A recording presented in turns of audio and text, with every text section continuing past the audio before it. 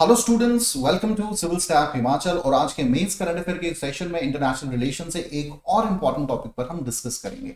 आज का जो टॉपिक है रिसेंटली ये न्यूज में भी रहा था और बहुत ज्यादा सिग्निफिकेंस है आपके mains examination point of view से। चाइना ने एक नया sea road rail link build किया है जिसे चाइना का एक नया ट्रेड कॉरिडोर भी कहा जा रहा है। चाइना के साउथ वेस्ट पार्ट को कनेक्ट किया गया है इसके माध्यम से म्यांमार से, जो कि फर्दर इंडियन ओशन रीजन में चाइना की प्रेजेंस को और ज्यादा स्ट्रेंथन करता है। तो क्या बेसिकली ये नया कॉरिडोर है, इसके बारे में जानेंगे। इंडिया की इसके संबंध में क्या इंप्लीकेशंस हैं, अदर देन दिस चाइना की क्या अदर पॉलिसीज हैं इंडियन ओशन रीजन में, and because of that all India को क्या इश्यूज हैं और भारत की जो काउंटर पॉलिसी है, इन सभी पहलुओं को एक एक करके समझेंगे। तो चलिए शुरू करते हैं आज का सेशन। सबसे पहले जानेंगे इस नए सी रोड रेल लिंक के बारे में। तो अभी रिसेंटली जो है चाइना के साउथ वेस्ट जो प्रोविंस है चेंगडू, वहां से एक नया रेलवे रोड लिंक जो है उसे बनाया जा रहा है, जो कि म्यांमार के यंगून सिटी को कनेक्ट करेगा। फर्दर वेव ऑफ बंगाल से होते हुए इंडियन ओशन रीजन में चाइना अपनी प्रेजेंस को और ज्यादा स्ट्रेंथन कर पाएगा। तो बहुत इंपॉर्टेंट है चाइना के पॉइंट ऑफ व्यू से क्या है ये और क्या इसके इंपॉर्टेंस है चाइना के कंटेक्स्ट में। सबसे पहला, connect Indian Ocean with South China सी।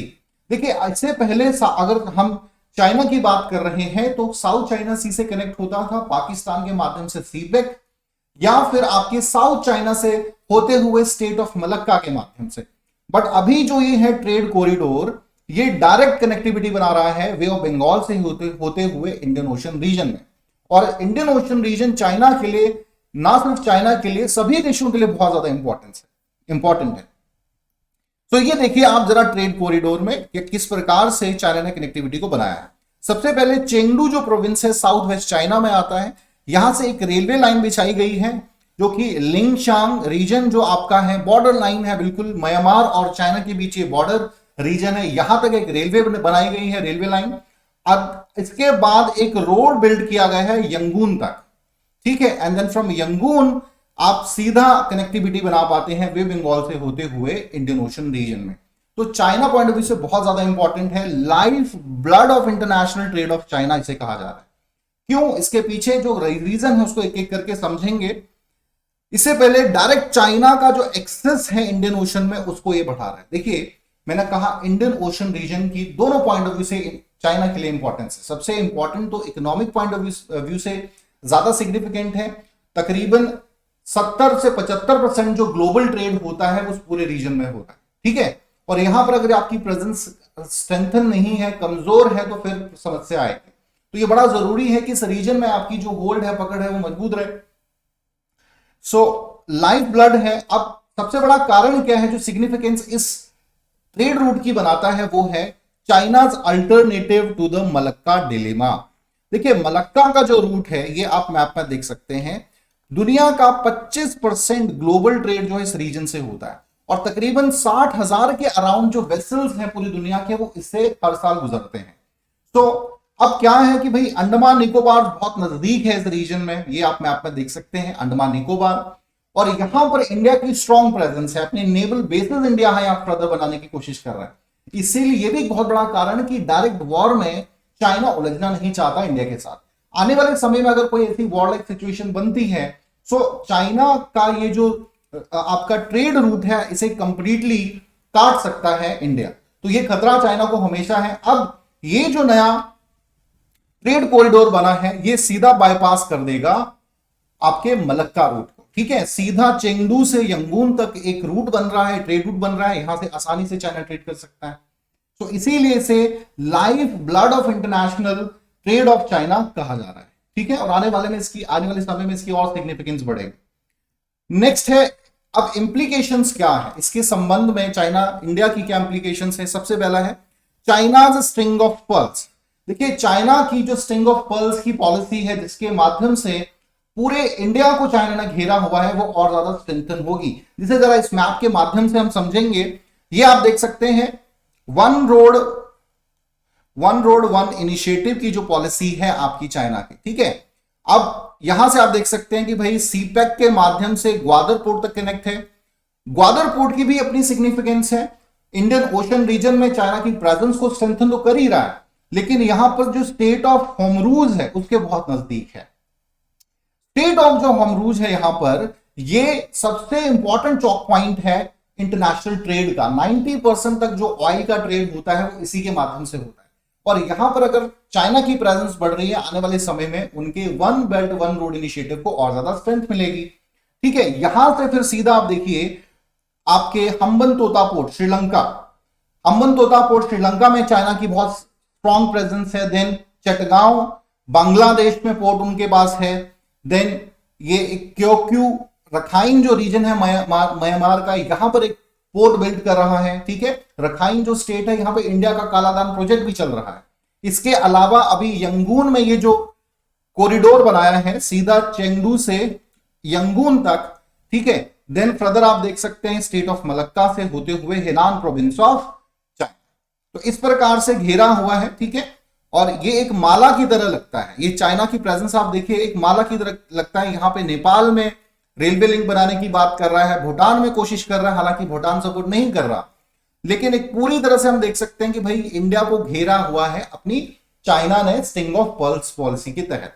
तो जो कि भारत के लिए बहुत अच्छी बात तो है नहीं।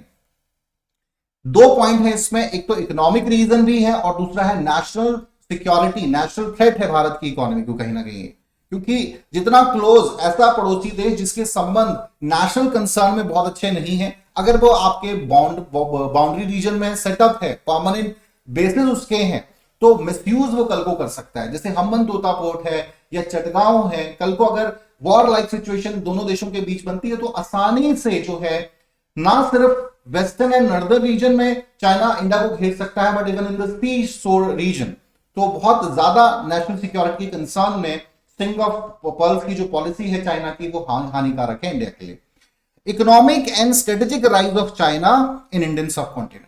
तो इन सभी स्टिंग ऑफ पर्ल्स के कारण बहुत ज्यादा होल्ड चाइना का इंडियन ओशन रीजन में स्ट्रेंथन हो रहा है। देखिए कंपेयर कीजिए आप, इंडियन ओशन रीजन जो है कहीं ना कहीं इंडिया से ज्यादा कनेक्टेड है, लेकिन आप प्रेजेंस चाइना के देखेंगे, अभी ये नया ट्रेड रूट बन गया है, ऑलरेडी इतनी ज्यादा प्रेजेंस है। ठीक है, जिबूती में यहां पर बेसिस है, मैप पे देख नहीं पा रहे आप, यहां पर नहीं है जिबूती, यहां कहीं जिबूती आता है, यहां पे मिलिट्री बेसिस है। ठीक है, और दूसरी तरफ देखिए अगर इंडिया की प्रेजेंस की बात करें साउथ चाइना सी में, जो कि चाइना का ज्यादा कोर एरिया है, वहां पर इंडिया की प्रेजेंस ना के बराबर। ठीक है, तो आप कंपेयर कर सकते हैं कि हम उनके रीजन में बहुत ज्यादा इन्फ्लुएंशियल नहीं है, जबकि चाइना का इंपैक्ट बहुत ज्यादा बढ़ रहा है इंडियन ओशन रीजन में। और आने वाले समय में कह सकते हैं कि भाई इंडिया को ऑफ कोर्स इसके लिए कुछ करना होगा। ऐसा नहीं है इंडिया ने अभी तक कुछ किया नहीं है, इंडिया की क्या इसके संबंध में पॉलिसी रही है इंडियन ओशन रीजन में उसे भी समझते हैं। तो इंडिया का सबसे इंपॉर्टेंट जो काउंटर स्टेप है वो है आपका डबल फिश हुक स्ट्रेटेजी। ठीक है, ये दो हुक्स के फॉर्म में है, इसे वेस्टर्न हुक भी कहा जाता है और इसे ईस्टर्न हुक भी कह दिया जाता है। ठीक है, चाइना को काउंटर कर रहा है और अपनी इमेज को, अपनी पावर को इंडियन ओशन रीजन में इंडिया भी स्ट्रेंथन कर रहा है। किस माध्यम से? सबसे पहले है डोकांग। डोकांग में एक पोर्ट जो है बिल्ड किया है, ओमान का रीजन है ये, यहां पर पोर्ट मिला है इंडिया को, ये आप देख सकते हैं। देन फ्रेंच की जो एक आइलैंड है, रियूनियन आइलैंड का जो क्षेत्र है, यहां पर पोर्ट बिल्ड किए हैं इंडिया ने, मॉरिशियस, सेशल्स। ठीक है, और ये आपका डायगो गर्शिया का रीजन आ जाता है। तो यहां तक जहां पर यूएस के मिलिट्री बेसिस हैं, तो कहीं ना कहीं इंडिया को भी उसका सपोर्ट रहता है। दूसरी तरफ ये एक वेस्टर्न हुक आप देख पा रहे हैं, दूसरी तरफ अंडमान निकोबार में हमारी बहुत ज्यादा स्ट्रॉन्ग प्रेजेंस है। देन सबांग इंडोनेशिया का जो पोर्ट है, यहां पर एक deep sea port India build कर रहा है। देन कुकूज आइलैंड जो कि आपके ऑस्ट्रेलिया के तहत है, यहां पर पोर्ट इंडिया बिल्ड कर रहा है। देन डायगो गर्शिया के। तो ये जो एक आपकी डबल फिश हुक पॉलिसी है, ये काउंटर कर रही है चाइना की प्रेजेंस को इंडियन ओशन रीजन में। नेक्स्ट हम बात करेंगे एक्ट ईस्ट पॉलिसी। सो एक्ट ईस्ट पॉलिसी पहले भारत ने 1991 में लुक ईस्ट पॉलिसी स्टार्ट की और 2014 से एक्ट ईस्ट पॉलिसी इफेक्टिवली काम कर रही है। तो इसके तहत इंपॉर्टेंट जो स्टेप्स हैं उन पे बात कर सकते हैं। सबसे पहले है कालादान प्रोजेक्ट। ये इंडिया के जो वेस्ट बंगाल का क्षेत्र है उसको बाय सी कनेक्ट करेगी रखाइन स्टेट। रखाइन स्टेट वो रीजन है जहां पर रोहिंग्यास रहते हैं और रोहिंग्या का इशू जो हुआ था वो इसी रीजन में हुआ था। यहां पर एक सितवे पोर्ट जो है यहां पर इंडिया बिल्ड कर रहा है कालादान प्रोजेक्ट के तहत। ठीक है, जो कि फर्दर प्लेटवा से होते हुए नॉर्थ ईस्टर्न स्टेट्स को इंडिया के जोड़ेगा। मतलब नॉर्थ ईस्टर्न स्टेट्स की कनेक्टिविटी म्यांमार से बढ़ रही है, जो कि फर्दर आपकी साउथ ईस्ट एशियन नेशंस के साथ कनेक्टिविटी। देखिए दिक्कत क्या आती है, जो आपके नॉर्थ ईस्टर्न स्टेट्स हैं इंडिया के, इनको अगर ट्रेड करना है तो वो सीधे चिकन नेक से होते हुए यहीं से कर सकते हैं। इस एरिया से वो जो है बांग्लादेश बीच में आ जाता है, तो डायरेक्ट जो है ट्रेड नहीं कर सकते। बट ये जो आपका कालादान प्रोजेक्ट है ये एक्सेस को बढ़ाएगा, और of course because of this economic prosperity north east region की, जो हमेशा एलिगेशन लगते हैं कि डिप्राइव रहते हैं, वो पॉसिबल हो पाएगी। तो बहुत इंपॉर्टेंट है ये। Other than this Malabar exercise होती है, मिलिट्री एक्सरसाइज, ये भी बहुत महत्वपूर्ण है। ये आप कह सकते हैं कि भाई इंडिया की प्रेजेंस को बढ़ाता है। इसके अलावा एक ट्राइलेटरल हाईवे इंडिया बिल्ड कर रहा है, जो कि इंडिया म्यांमार, ठीक है, इंडिया म्यांमार और थाईलैंड के बीच बिल्ड किया जा रहा है। फर्दर इसको कनेक्ट किया जाएगा कालादान प्रोजेक्ट के साथ भी। तो बहुत ही एक्टिवली प्रेजेंस इंडिया अपनी बढ़ा रहा है इस पूरे क्षेत्र में एक्ट ईस्ट पॉलिसी के तहत। नेक्स्ट हम बात करेंगे भाई छाबार पोर्ट इन ईरान। तो हमने अभी बात की थी ग्वादर पोर्ट की, सीपेक के माध्यम से, ये सीपेक के माध्यम से चाइना ग्वादर पोर्ट में अपनी प्रेजेंस बना रहा है। अब इसको काउंटर करने के लिए इंडिया ने ईरान में छाबार पोर्ट बिल्ड किया है। इसकी भी जो इसका भी जो इंपॉर्टेंस है या इसका भी जो रीच है वो गल्फ ऑफ हॉर्मुज से बहुत नजदीक है। तो कहीं ना कहीं काउंटर हम चाइना को यहां पे कर रहे हैं अपने छाबार पोर्ट के माध्यम से, ठीक है। Other than this quad initiative, so north Pacific जो रीजन है आपका, इंडो पैसिफिक रीजन है, यहां पर 4 देशों का एक संघ है जिसे क्वाड कहा जाता है। ये एक जियो स्ट्रेटेजिक ऑर्गेनाइजेशन है which was build in 2017 just to counter China. जो इन्फ्लुएंस है इंडो पैसिफिक रीजन में, उसको कैसे काउंटर किया जा सकता है। और ऑफ कोर्स मैरीटाइम सिक्योरिटी भी एक बहुत बड़ा कंसर्न है। तो कुछ इन इनिशिएटिव्स के माध्यम से हम कह सकते हैं कि भाई इंडिया भी काउंटर कर रहा है चाइना को इस पूरे रीजन में। तो चलिए, आई होप कि आज ये पूरा आपको समझ आया होगा और क्या इसकी सिग्निफिकेंस है इंडिया के लिए। और ऑफ कोर्स चाइना को इस नए ट्रेड रूट के माध्यम से बहुत ज्यादा फायदा तो मिलना ही वाला है, लेकिन इंडिया के लिए भी कंसर्न बहुत ज्यादा बढ़ रहे हैं, क्योंकि डायरेक्ट आप देखिए वेस्ट बंगाल में, सॉरी बे ऑफ बंगाल में प्रेजेंस चाइना की बढ़ रही है। कल को यहां पर आने वाले समय में अपने बेसिस वो बना लेता है, ठीक है, कामयाब हो जाता है, हमारे म्यांमार के साथ रिलेशंस को भी खराब करेगी ये चीज। तो इंडिया को भी होना चाहिए कि भाई अपने जो पड़ोसी देश हैं उनकी सभी नीड्स को टाइमली पूरा कर पाए, ताकि चाइना जैसा बड़ा देश जो है कहीं आगे इस इंडियन ओशन रीजन में भारत से ना निकल जाए। ठीक है, तो आज के लिए इतना ही। Thank you very much.